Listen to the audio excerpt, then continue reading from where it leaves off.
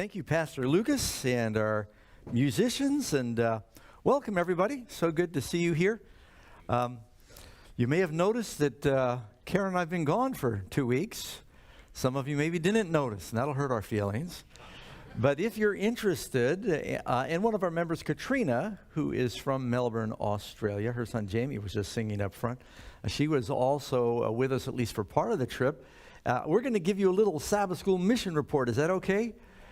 Tell you, you wonder what in the world your pastors are doing, and so we thought we'd share. Now, I don't have any kind of sophisticated technology, but you're going to see some pictures on the screen here, and I'll just let the studio know, kind of snap my fingers or pull my ear, stomp my foot, and they can move. Okay, we're going up to the big screen. We were in Australia. This is like my 4th or 5th trip there doing mission, different kind of mission projects and preaching, and you see I've got a circle around southern Australia. We were in the districts of Victoria and South Australia, and the cities of Melbourne and Adelaide, two of the larger cities. In Melbourne is soon going to pass Sydney as the largest city in Australia. It's growing very quickly, and we can go to the next picture.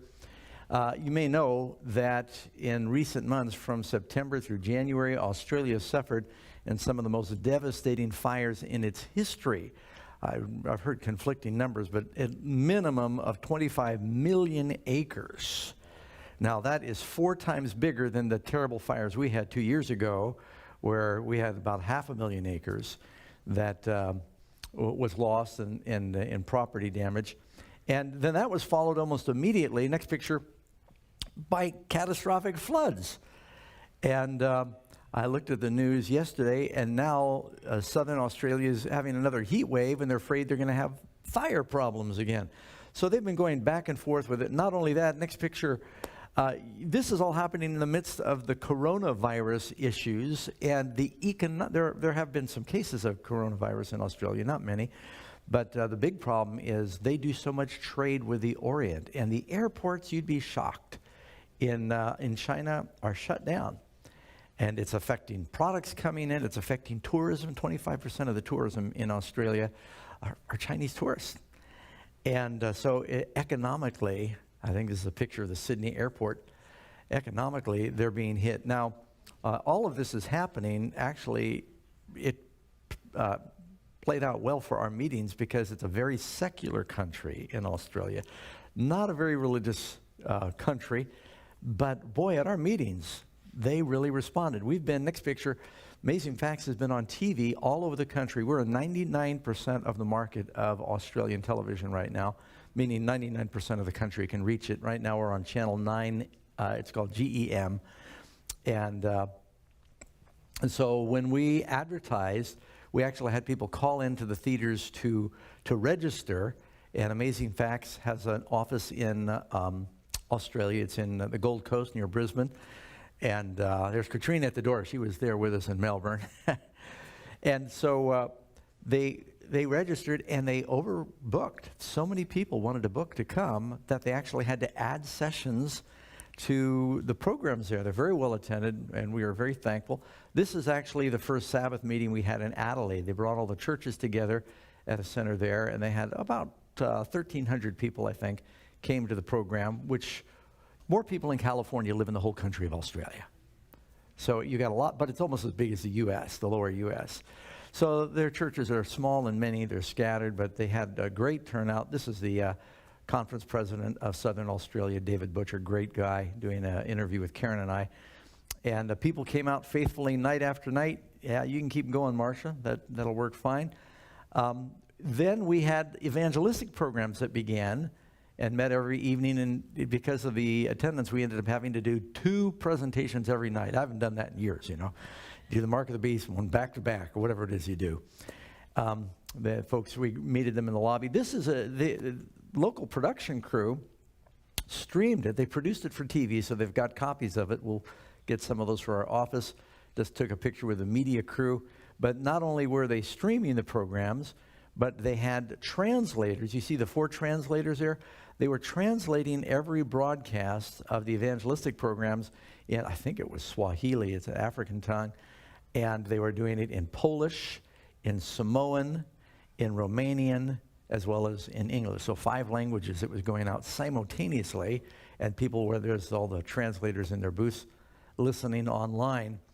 And so night after night, the people came, and we were worried once you get to Sunday night, Monday night, Tuesday night, but they kept filling the venue. We kept doing two venues or two presentations. That's just a picture of us with some of the media crew and the volunteers that help with the program. Also, while we were there, we did some presentations where we just shared with the pastors in the conference. Got a picture with the pastors there and the conference staff.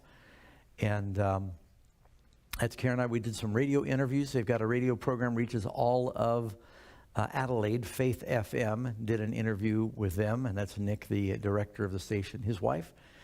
And then we went up to Melbourne, and right after getting to Melbourne, they said, now can you talk to the school? It wasn't in the schedule. They were having a week of prayer. Can you do one of the sessions?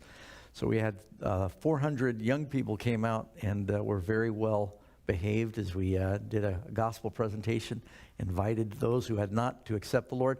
And in the school there, most of the kids are not from Adventist homes. It's like a mission school. Then we did a program, a Wednesday night program of all things, in another venue, led out by an elder there who's very evangelistic, Johnny Wong, and his team of youth. Then we went to a concert hall for the weekend meetings. This was over 1,000 attended there. This was Friday, Sabbath. We told folks we'd meet them after the program and shake hands and take pictures and sign books. They give out a lot of literature. And you can see this is a panoramic picture. It shows everyone just wrapped out. Karen and I are in the far right corner. Just folks were lined up, and they've been watching the TV programs. And I think I've got a few pictures here I just snapped of some of the folks. These are people who came to the Lord through Amazing Facts programs. A Catholic couple. I don't remember their names. I met so many people. But when they say, we came to the Lord through you, I'd say, let me get your picture. And I'm not showing you all of them. Next one. This lady was a flight attendant with Emirates Air in Dubai. She started watching our programs there on satellite, I think, and then went to the website, and she's come to the Lord and joined the church. Can't remember her name. This is Danny. He has a business in Ballarat outside of Melbourne. Came to the Lord from Amazing Facts programs, and is just he went to Israel with us 2 years ago. So we got a picture together. We have the same barber. And this is a lady named Susan from China and her daughter, and came to the Lord just watching the websites and reading the material, and was baptized subsequently. Far left in that picture is Charmaine. She's with our Amazing Facts Oceania office. And next picture, this is a doctor who flew from New Zealand for our meetings in Melbourne and came back to the Lord. He was raised in Adventist, had drifted away, came back to the Lord. Stan, and that's his fiancée. She studied her way in, was baptized. Venus is her name. And many others. I don't have time to show you all, but so I just wanted to see some samples of pictures. A Chinese couple. This I thought was neat. They showed me they had read the Caveman book. I'd never seen this version. It's in Chinese. It's Mandarin. And it's in English and Mandarin, so they use it to teach English over there. They're using our testimony book. I thought, that's great, whatever works. And so Karen and I took a selfie with I think it was one of the afternoon programs in the hall there.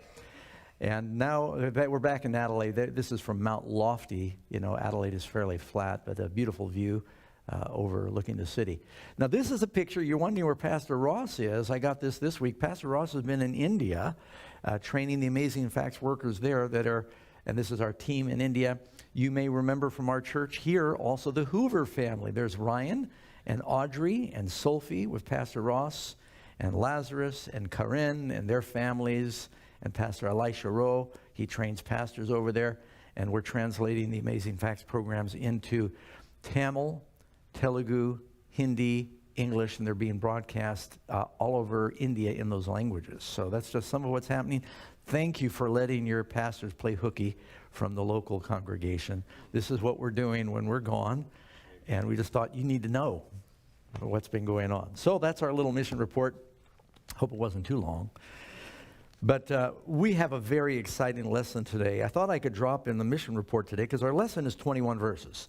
Chapter 10 is a comparatively short chapter in the book of Daniel.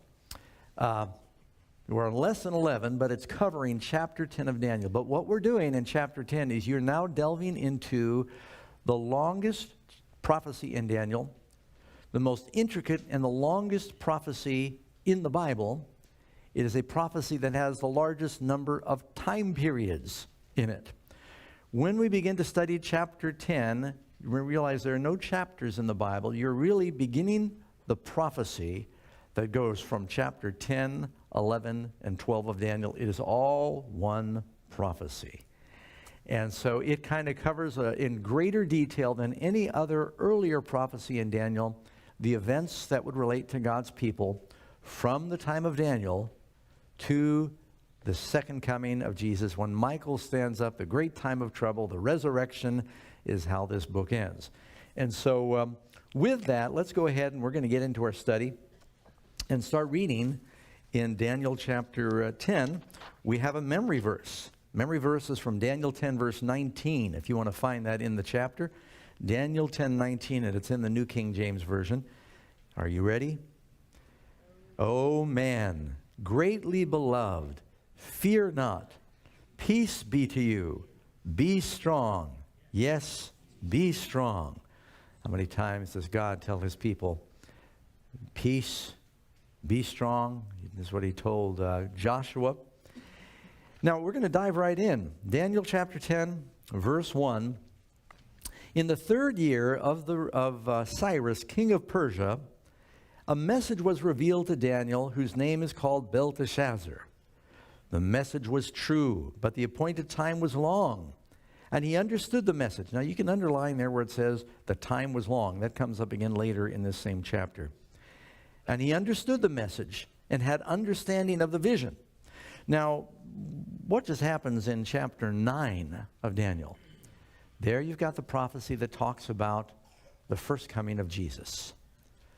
But it talks about Jerusalem being rebuilt and the wall again in troublous times. So Daniel understands that God's people are going to meet with a resistance. And you'll also notice it says, when does this happen? It says in the third year of Cyrus. What does it say about Cyrus in chapter 1 of Daniel? Remember the chapter 1 where Daniel doesn't eat the Babylonian food and he's healthy? And it says because he's healthy, he lives until, sounds like it says, he lives until the first year of Cyrus. And here it says the third year of Cyrus. Actually, chapter 1 isn't saying he lived until. A lot of people assume that. He served, probably in an official capacity, into the first year of Cyrus, or it may mean that when Cyrus became king, he let Daniel retire at that point, who is 90 now. You remember he served through Darius, who was before Cyrus. He was the Median king. He's actually the uncle of Cyrus. And that's the lion's den experience. Maybe after the lion's den, or after Darius retired or died and Cyrus took over, Daniel was more in retirement. But now it's the third year of Cyrus. He's still alive. You know, we don't know exactly how long Daniel lived. He could have lived 100. We don't know. There's one tradition you read in Daniel chapter 8 that he has a vision by the river of, I think it's Eula, in Shushan. Now, we know where the ruins of Shushan are now. It's by another river even further east of the Tigris. It was a place where the Persian kings often ruled. It was a beautiful area in the foothills, not the plains, is so much desert, and a little more fertile. There's a grave there called the grave of Daniel the prophet to this very day. And there are priests that always guard it.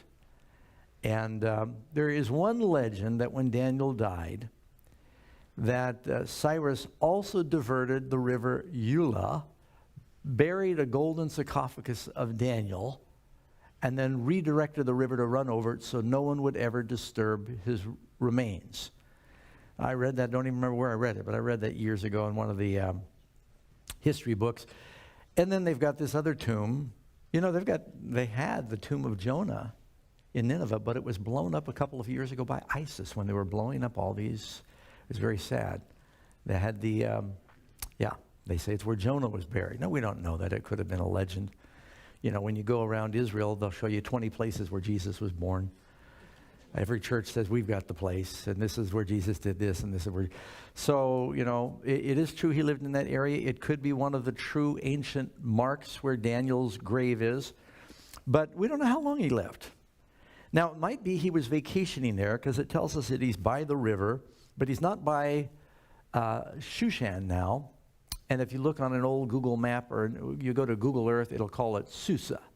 It's not spelled as Shushan anymore, but you can see the ruins of where these ancient cities of the Persian kings were, where they would sometimes spend their summers.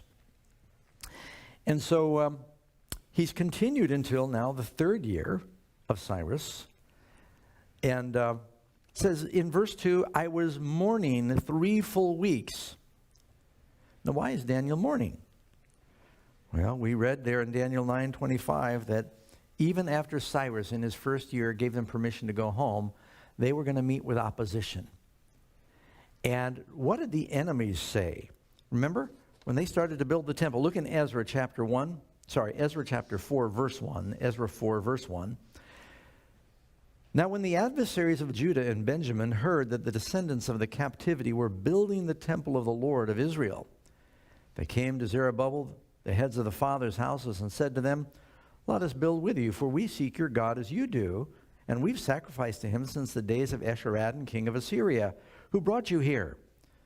But Zerubbabel and Jeshua and the rest of the heads of the fathers' houses of Israel said to them, you may do nothing with us to build this house to our God, but we will build it alone. And why did they tell the Samaritans that? First of all, the Samaritans, they prayed to Jehovah, but they also prayed to idols.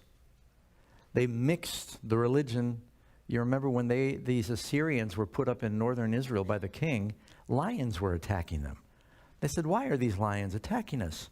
They said, well, we don't know the ways of the God of the land that the people used to live in northern Israel. So the king of Assyria sent some priests down to teach them some of the ways of Israel. Well, they sacrificed on Mount Gerizim, but they also sacrificed to idols. But they believed the 5 books of Moses. They sort of commingled the 2 religions. So they said, oh, great, you're building a temple to Jehovah. Let us join you.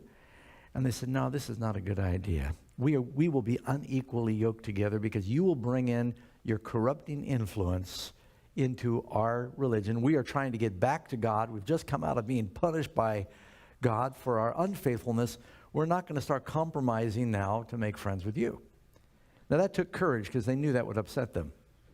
And it did. And from that day until the time of Christ, the Jews and the Samaritans, the people from Samaria up north, the quasi-Assyrians that also believed a little bit about Jehovah, they were at odds with each other for hundreds of years. This is where it all happened.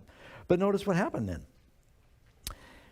It said, we will build our house. Verse 4, the people of the land then tried to discourage the people of Judah, and they troubled them in building, and they hired counselors against them to frustrate their purposes all the days of Cyrus. They were sending letters to King Cyrus, king of Persia, even until the reign of Darius. This is a second Darius. I think his name was Cambyses, of Persia. And so they are now trying to build the wall in troublous times. Cyrus is being tempted to rethink his giving permission and support for the rebuilding of the temple.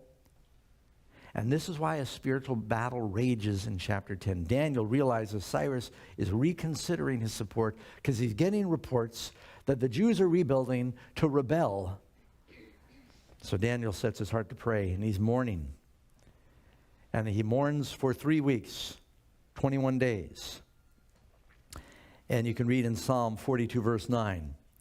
It says, I will say unto my God, why hast thou forgotten me? I go mourning because of the oppression of the enemy.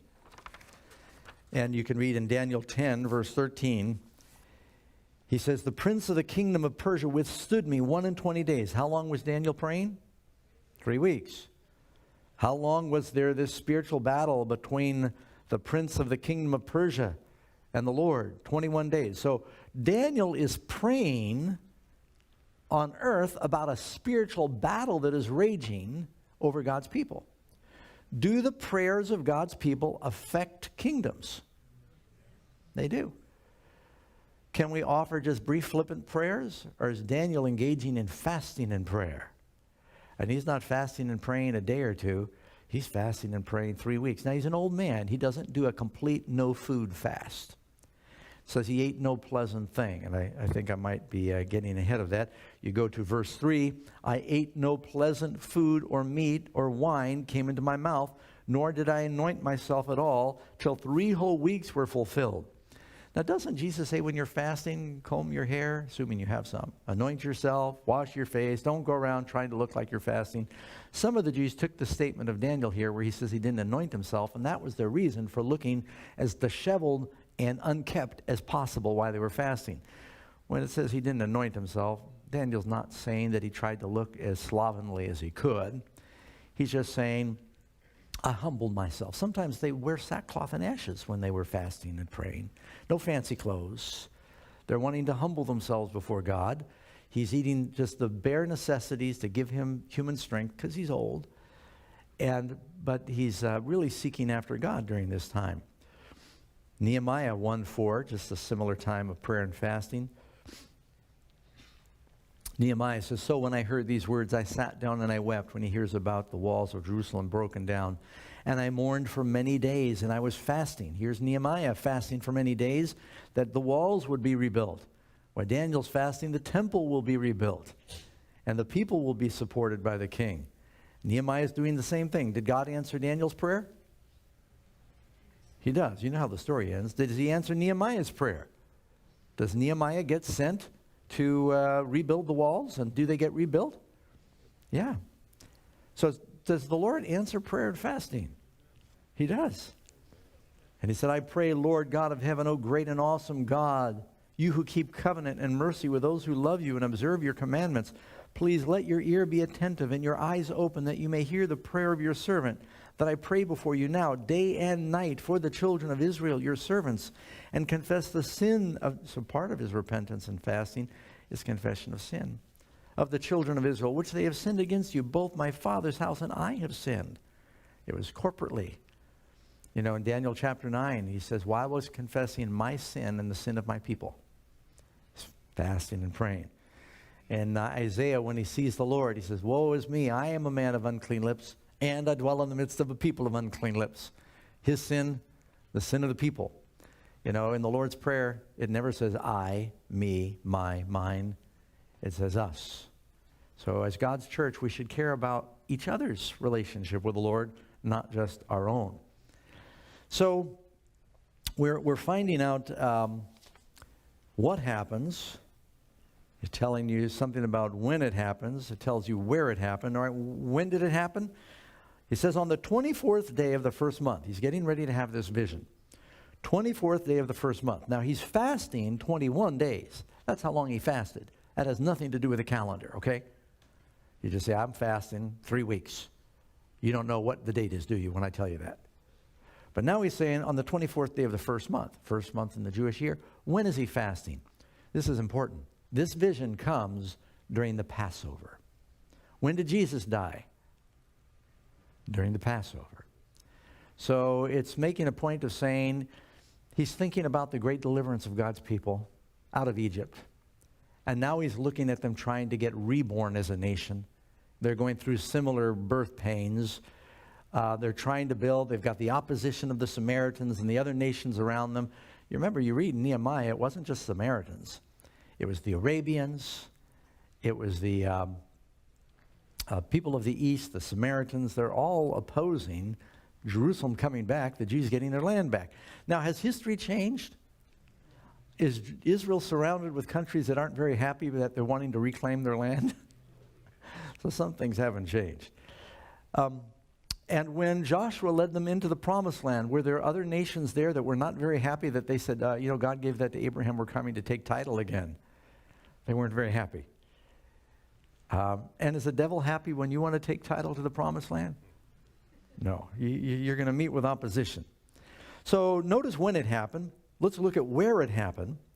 He says, I was by the side of the great river that is the Tigris.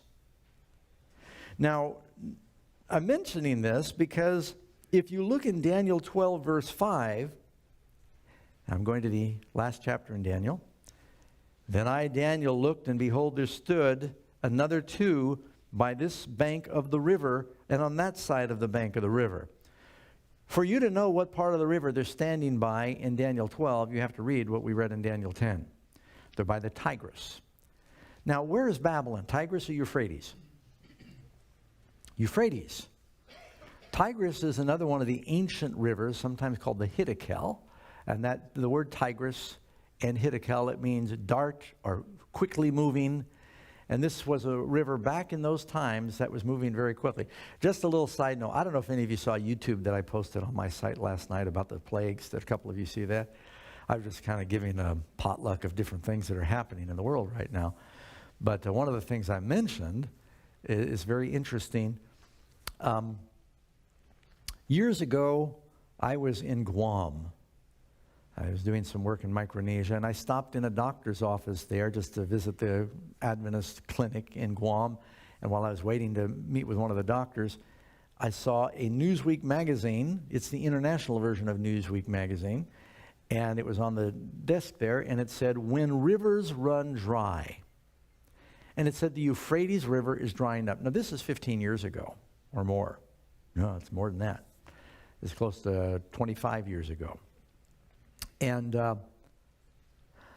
then 2 years ago, Fox and CNN ran a report that ISIS was shutting off the dams upstream and drying up the Euphrates River.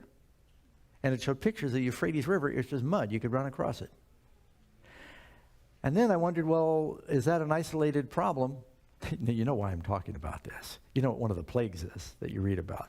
Now, I don't think that that is the plague, but I still think it's very interesting that it does say in Revelation, drying up the Euphrates River. And now because of the dams that are being built by Turkey, and they don't like Iraq, and Iran, and they don't like Iraq, and Syria, they all have tributaries that run into the Tigris and Euphrates. The Tigris and Euphrates are at their lowest levels in millennia. And in the Bible, it's called the mighty river. And didn't we just read that? You can throw a rock across it now. You can walk across them. And it's because they've dammed it up, and they're pulling the water away for irrigation. And these rivers really are drying. There's a crisis in Iraq right now. And it's a big sanitation problem because now everyone is throwing their garbage. They used to throw their garbage in the river and ran out to the ocean. That was just their habit. And now it's just staying there. And people are getting sick, and they're having cholera problems. And so when you read about Daniel talking about this river, it was a different river back then. There were no dams, and it really ran. How many of you been to Niagara Falls? Are you impressed by the falls? It's only half as powerful as it was before they dammed it upriver for power. Do you know they've diverted half the water? Wouldn't you like to have seen it before they dammed it? Can you imagine that? Now it's being diverted about half the water for hydroelectric. And so these rivers back then, even the Jordan used to run a lot more than it does today because so much irrigation and damming is going on upstream. So picture, this is a significant river, and it ran pretty well.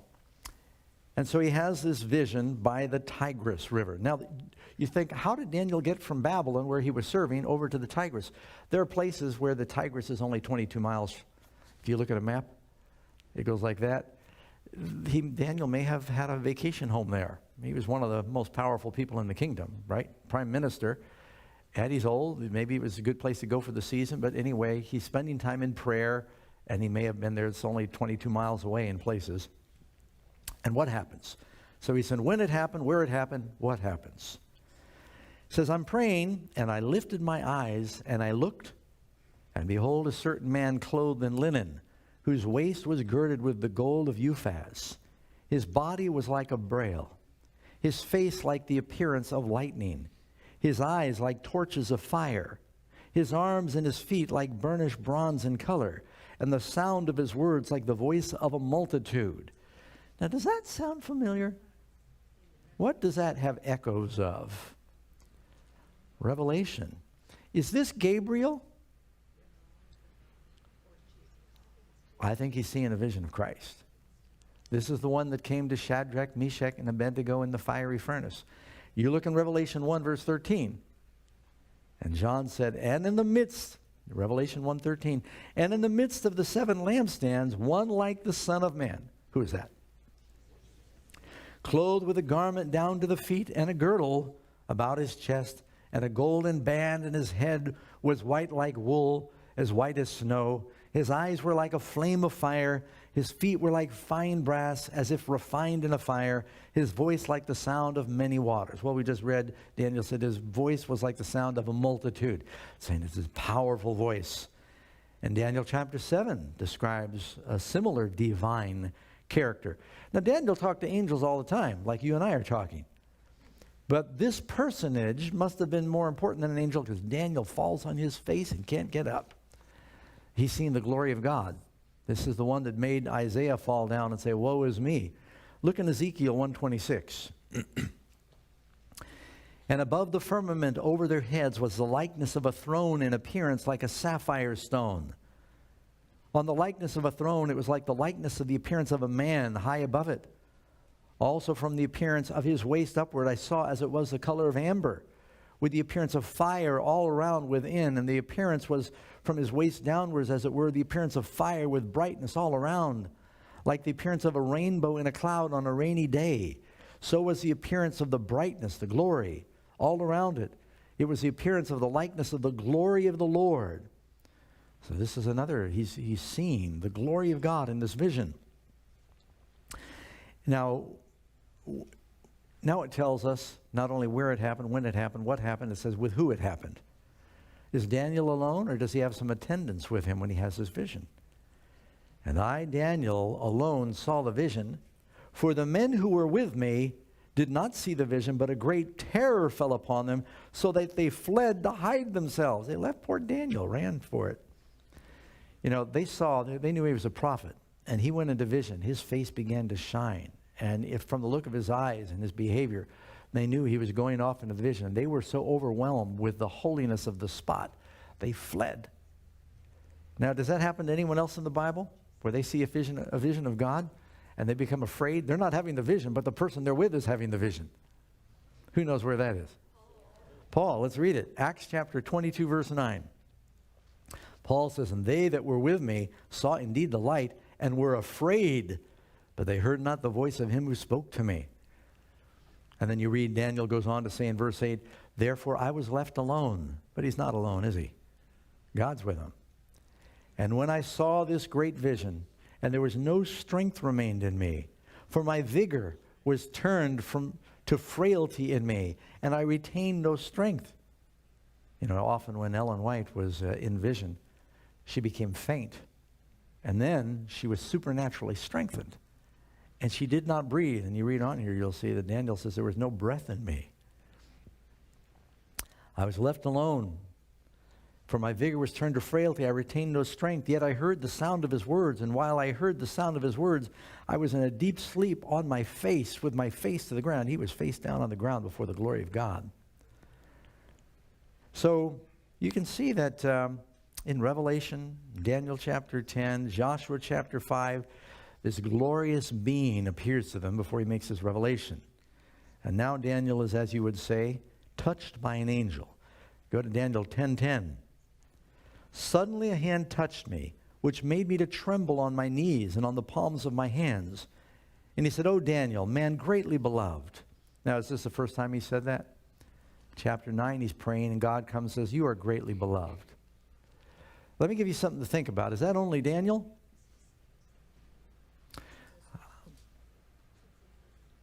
When Jesus was baptized, and I'll maybe repeat this at the baptism today, this afternoon in Folsom, if any of you are there, what did the voice say from heaven? This is, what's the rest of it?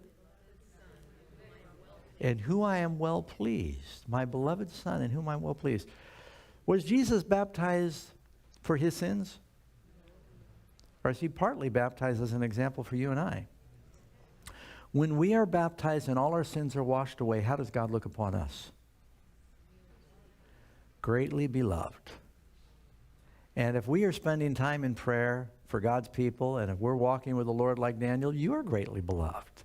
If you've been washed from your sins, he looks upon you as greatly beloved. He's highly pleased with you. I'll never forget doing a meeting in Santa Rosa years before, and one of the members, a young lady that was helping support the meetings, I was doing the subject, she broke down and started crying. And I talked to her later and said, you all right? She said, yeah, she's collecting herself, trying not to cry while she's talking to me. She said, I've been a member of the church all my life, but I always thought God was mad at me. She says, this is the first time I realized that God could be pleased with me. He wants us to know he's washed away our sins. God doesn't want to be mad at you all the time anymore, and you want to be mad at your kids all the time. How many of you had a father you felt like he was always mad at you? I did. And then I heard one of my kids say that to me once. I thought, oh, yeah, it seems like you're always mad. I said, oh, no, I don't want to be like my dad. God wants us, he wants to be pleased with us. And so he says, you are greatly beloved. From the beginning of your prayer, I listened. So I stood trembling. I'm in verse 12. He said, do not fear, Daniel. For from the first day that you set your heart to understand, to humble yourself before God, your words, what is his words? Your prayers were heard. When did his prayer get heard? After 21 days? First day. So when you start to pray, does God listen? Do you have his undivided attention? Because of your words. But. Now when that happens, he says, God heard your prayer. This is really shocking to some people. But, verse 13, the prince of the kingdom of Persia withstood me 21 days. Who is the prince of the kingdom of Persia? You would think, well, isn't that Cyrus? Didn't we just see Cyrus was king? I believe it's talking about the devil. The word there, prince, it's not talking about King Cyrus. It's talking about the ruler or a principality who was seeking to manipulate. Now, you see this through the Bible. When you look, for instance, how many of you know some of these great scriptures that talk about the devil? For instance, you look in Isaiah 14:12, where it says, how you are fallen from heaven, O Lucifer, son of the morning. How does that prophecy begin? It says, take up this prophecy against the king of Babylon. But then Isaiah is being shown the power that was manipulating the king of Babylon. It's the devil, right? Lucifer. And then Ezekiel, you read in 28. In Ezekiel 28, when he talks about, you're the anointed cherub, I'm in verse 14 of Ezekiel 28. You're the anointed cherub who covers. I established you. You were on the holy mountain of God. You walked back and forth in the midst of the burning fiery stones. Who's he talking about? So Lucifer. How does that prophecy begin? By Ezekiel. Take up these words against the king of Tyre. Tyre was a Phoenician capital. Isaiah's talking to the king of Babylon, but then he's showing the power manipulating Babylon. Ezekiel's talking about the king of Tyre, but then he shows the power behind the king of Tyre. When you read in Revelation 12, it says the dragon tried to devour the woman, the baby, as soon as it was born. Who is that dragon? It was the devil working through Rome. Herod tried to kill Jesus as a baby. And so you'll often see, and you get to Revelation 17, this woman and this dragon are working together to manipulate the kings, right? Those 7 kings. And so you'll often see Satan's got his, you read in Ephesians 6, there's principalities and powers. Satan's got his different demons assigned to different rulers, and they're trying to manipulate earthly events. And angels are fighting on behalf of God's people in those events. Do God's angels always win? Not if God's people are not praying. Now some people are going to struggle with this. Not everything that happens is God's will. Why do you pray in the Lord's Prayer, thy will be done? If God's will is always done, God's will is not always done. So he tells us to pray that his will is done. And things will not happen if we don't pray that otherwise would happen if we do pray. Angels are waiting to answer prayers for us that we never pray. And sometimes angels lose battles because we don't pray very much. Have you ever thought of that? I mean, Daniel is wrestling in prayer, and finally Michael comes to answer the prayer. Now we got to get into this important part. Who is Michael? Michael is Christ. I'm not saying that Jesus is an angel, and I know there are people watching, and they're thinking, oh, this is some cult out there. They think Jesus is an angel. No, we think Jesus is the uncreated Son of God. He is everlasting. He is God the Son. But one of his titles is Michael. Michael means who is as God. And just in case you think this is some particular belief, Melanchthon, who is the right-hand man of Martin Luther, he insisted that Michael is Christ, called in the New Testament the archangel, the prince of angels, the head of all principalities and powers. He is none other than Christ, the Son of God, an uncreated angel who is one or first or the chief of the princes, superior to angels in nature. According to John Wesley, Michael is commonly supposed to mean Christ. I remain to counter the work and the designs against the people of God. It says Michael has come to fight against the devil who is countering the work of God. Matthew Henry, commentary was also in E.G. White's library. Michael is, he says, our Christ. When Michael appears to Joshua as the commander of God's army, he says, take your shoes off your ground, and Joshua worships. You don't worship angels. The Bible says the Lord himself, 1 Thessalonians chapter 4, the Lord himself will descend from heaven with a shout and the voice of the archangel. The Lord, voice of the archangel. That's Christ.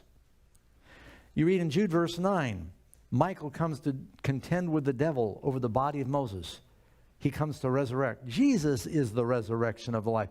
Jesus did not send an angel to resurrect his best friend Moses. He came. His name, the way Jesus often appears prior to his incarnation, sometimes called Christophanies in the Old Testament, is who is as God. Michael. Archangel means greatest messenger. That's all that means. Doesn't mean he's got wings and he's a cherub. He's never called a cherubim or a seraphim. Michael is this majestic name of Christ prior to his incarnation.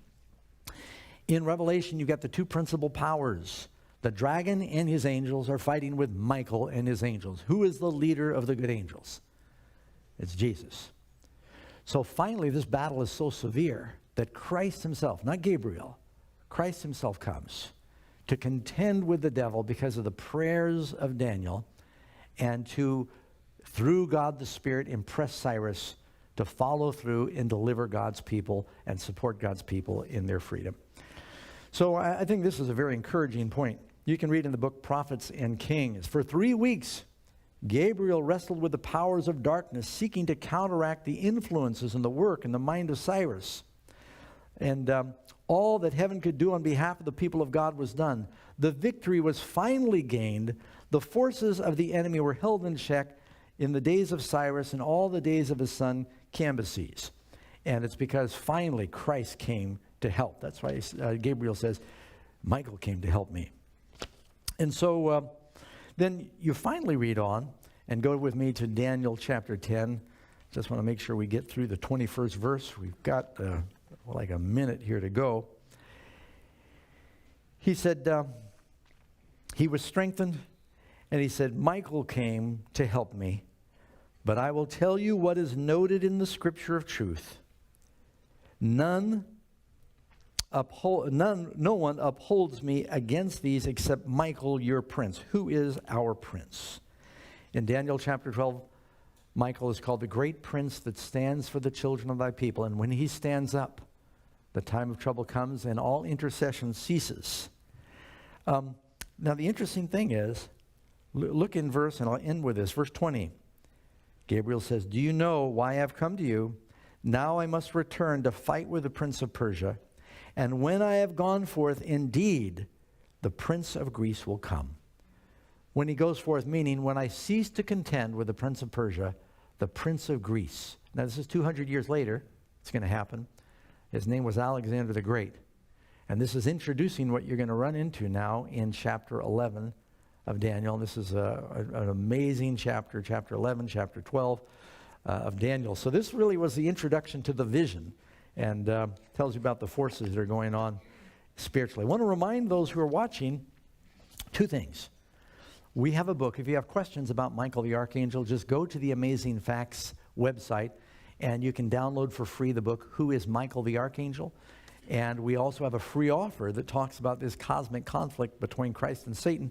It's a DVD you'll really enjoy, and simply it's offer number 809, and you can text SH018 to 40544. You can download and watch this online, yes, or you can request to order one. Again, it's 866-788-3966 is the phone number. God bless you, friends, and we'll look forward to studying His Word with you again next week.